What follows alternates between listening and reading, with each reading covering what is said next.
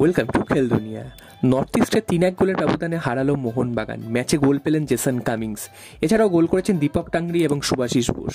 তো এই ম্যাচ নিয়ে আজকের ভিডিওটা পুরোটা জানার জন্য অবশ্যই ভিডিওটা শেষ অবধি তোমরা চোখ রেখো।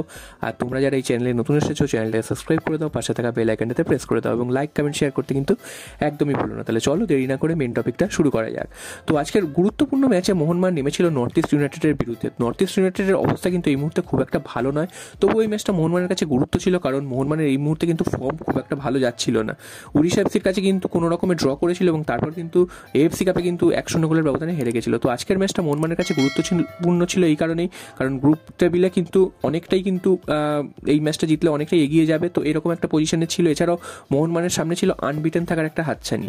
তো সেই ম্যাচে কিন্তু আজকের মোহনবাগান নেমেছিল এবং প্রথম নামার পরেই মোহনবাগান কিন্তু ছন্দপতন হয়ে 4 মিনিটের মাথায় কিন্তু মোহনবাগান প্রথম গোলটা হজম করে এবং খেলা শুরু হয়েছে এবং সেখান থেকে দূরপাল্লার একটা শট ফাল্গুনি সিংয়ের, তো সেই শটে কিন্তু গোল করে দিয়ে চলে যায় এবং 4 মিনিটের মাথায় মোহনবাগান গোল খেয়ে যাওয়ার পর মোহনবাগান কিন্তু একটু কিছুটা পিছিয়ে গেছিল প্রথম 5-7 মিনিট 10 মিনিট। তারপর কিন্তু মোহনবাগান আস্তে আস্তে খেলায় ফেরে এবং তারপর কিন্তু একটা ফ্রি কিক পায় 15 মিনিটের মাথায়। তো ফ্রি কিকটা কিন্তু বক্সের মধ্যে জটলা থেকে দীপক টাংরির গায়ে লেগে কিন্তু বল গোলে ঢুকে যায়। 1-1 হয়ে যাওয়ার পর মোহনবাগান আস্তে আস্তে খেলায় ফেরে এবং ম্যাচের কিন্তু 28 মিনিটে মোহনবাগান দ্বিতীয় গোলটা পায় এবং দ্বিতীয় গোলটা কিন্তু এসছে আরমান্দো সাদিকুর অ্যাসিস্ট থেকে এবং জেসন কামিংস তিনি কিন্তু গোলটা করেছেন। এবং অনেকদিন পর জেসন কামিংস গোল পেলেন, তাকে নিয়ে অনেক সমালোচনা হচ্ছিল, যদিও গোলটা পাওয়ার পর বা গোলটা ছাড়া তিনি কিন্তু খুব একটা সেইভাবে সক্রিয় দেখায়নি, তবে অন্যান্য দিনের থেকে আজকে কিন্তু অনেকটাই বেটার লেগেছে জেসন কামিংসকে এবং আরমান্দো সাদিকু। এই দুজনের যুগলবন্দি কিন্তু আজকের অনেকটাই নজর কেড়েছে অন্যান্য দিনের তুলনায় এবং তাদেরকে আজকে দেখে মনে হচ্ছিল সত্যি যেন তারা মাঠে খেলতে নেমেছিল। তো এই দুজনের খেলায় ফেরাটা কিন্তু অনেকটাই মোহনবাগানকে এফেক্টিভ দেখিয়েছে এবং প্রথমার্ধের শেষে কিন্তু 2-1 গোলের ব্যবধানই কিন্তু ছিল এবং দ্বিতীয়ার্ধের শুরু থেকে মোহনবাগান আক্রমণ শুরু করে, উল্টো দিকে নর্থ ইস্টও কিছু কাউন্টার অ্যাটাক করছিল। তবে ম্যাচে কিন্তু টার্নিং পয়েন্ট হচ্ছে north east United red card দেখে 10 জনে হয়ে যাওয়া। 10 জন হয়ে যাওয়ার পর নর্থ ইস্ট ইউনাইটেড কিন্তু খেলা থেকে প্রায় হারিয়ে যায়। কিছুটা চেষ্টা করেছিল ঠিকই, তবে তারপর কিন্তু একেবারেই তারা খেলা থেকে হারিয়ে যায়। মোহনবাগান তাদের 3 নম্বর গোলটা তুলে নেয় শুভাশিস বোসের পা থেকে এবং শুভাশিস বোস কিন্তু দুর্দান্ত একটা গোল করেন এবং কোনাকুনি শটে। 3-1 হয়ে যাওয়ার পর কিন্তু মোহনবাগান অসংখ্য সুযোগ পেয়েছিল, যেগুলো যদি কনভার্ট করতে পারতো তাহলে কিন্তু 5-6-7 গোলও কিন্তু হতে পারতো, তবে সেই স্ট্রাইকারদের ব্যর্থতায় সেগুলো কিন্তু হয়নি।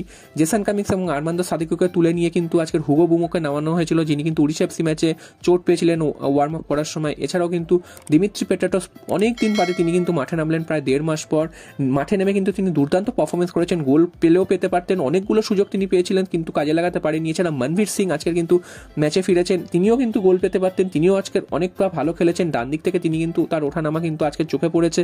তো সব মিলে কিন্তু অনেকগুলো যে চোটগ্রস্ত প্লেয়ার ছিল তারা কিন্তু আজকের মাঠে ফিরে এসেছেন এবং অনিরুদ্ধ থাপা তিনি আগের দিন চোট পেয়েছিলেন, তোমাদের জানিয়েছিলাম যে তার চোট কিন্তু খুব একটা গুরুতর না, তিনিও আজকের মাঠে ছিলেন। তো সব মিলে মোহনবাগান কিন্তু আজকের একটা কমপ্লিট পারফরমেন্স দিয়েছে, যদিও এখানে অনেকগুলো ফাঁকফোকর রয়েছে। মোহনবাগান ডিফেন্স কিন্তু অনেকবার ফাম্বেল করেছে আজকেরও এবং ডিফেন্সে কিন্তু কিছু ফাঁকফোকর রয়েছে, যদিও নর্থ ইস্ট ইউনাইটেড তারা কিন্তু খুব একটা শক্তিশালী নয়, তাই জন্য হয়তো মোহনবাগানকে বিশাল বিপদে পড়তে হয়নি। অন্যান্য দল হলে হয়তো এগুলোতে মোহনবাগান কিন্তু বিপদে পড়তে পারতো। তো এইগুলো মোহনবাগানকে অবশ্যই মাথায় রাখতে হবে। আজকের বেঞ্চে জুয়ান ফার্নান্ডো ছিলেন না, আগের দিন রেড কার্ড দেখার জন্য ক্লিফোর্ড মিরান্ডাই তিনিই কিন্তু পরিচালনা করেছেন।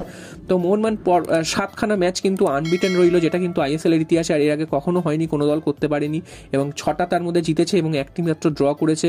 সব মিলে কিন্তু মুম্বাই সিটি এফসি ম্যাচের আগে মোহনবাগান কিন্তু অনেকটাই উজ্জীবিত রইল।